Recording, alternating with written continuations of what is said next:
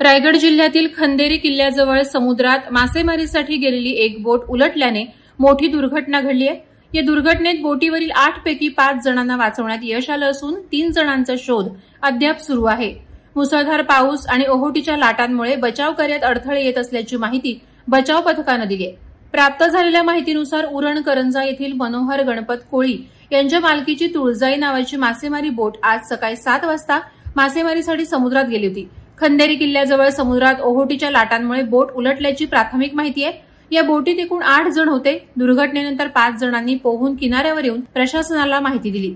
हेमंत बळीराम गावंड वय 45 राहणार आवरे तालुका उरण, संदीप तुकाराम कोळी वय 38 राहणार करंजा तालुका उरण, रोशन भगवान कोळी वय 39 राहणार करंजा तालुका उरण, शंकर हिरा भोईर वय 64 राहणार आपटा तालुका पनवेल, कृष्णा राम भोईर वय 55 राहणार आपटा तालुका पनवेल असे या बोटीवरील व्यक्तींची नावे असून त्यांना अलिबाग येथील सिव्हिल हॉस्पिटलमध्ये उपचारासाठी दाखल करण्यात आले।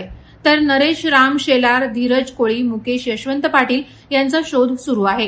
प्रशासनानं तातडीनं बचाव कार्य सुरू केलं असून ड्रोनच्या मदतीनं किनाऱ्याजवळ बेपत्ता व्यक्तींचा शोध घेतला जात आहे। रायगड पोलीस, तटरक्षक दल आणि स्थानिक मच्छीमार यांच्या सहाय्याने शोध मोहीम राबवली जात आहे। मात्र मुसळधार पाऊस आणि खराब हवामानामुळे बचाव कार्यात मोठ्या अडचणी येत आहेत। दुर्घटनेचं नेमकं कारण अद्याप स्पष्ट झालेलं नाही। वादळवारा लाईव्हसाठी धनंजय कवठेकर, अलिबाग।